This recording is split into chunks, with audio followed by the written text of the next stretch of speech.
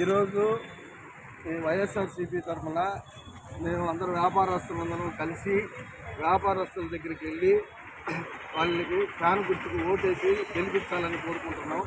ఎందుకంటే మన ప్రతాపరెడ్డి గారు కరోనా టైంలో బాగా మనకి హెల్ప్ చేశాడు వ్యాపారస్తులకి.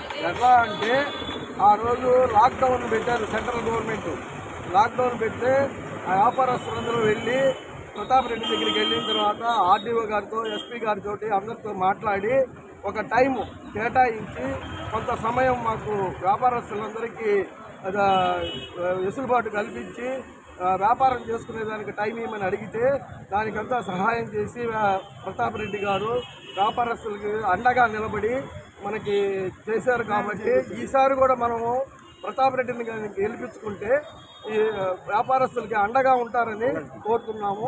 అందువల్ల తప్పకుండా అందరూ ఓటు వేసి గెలిపించాలని కోరుకుంటున్నాం. అంతేకాకుండా ఒక మాంగళ్య అని ఒక షాపింగ్ మాల్ ఇక్కడ పెట్టినప్పుడు కూడా వస్త్ర వ్యాపారస్తులు అందరూ కలిసి ప్రతాపరెడ్డి గారిని కలిసినప్పుడు వెంటనే అధికారులకు ఫోన్ చేసి మాంగళ్య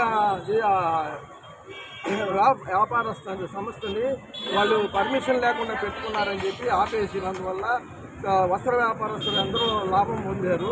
అది అందరూ గుర్తుంచుకొని అందరూ ప్రతాపరెడ్డిని అత్యధిక మెజారిటీతో గెలిపించుకోవాలని కోరుకుంటున్నారు.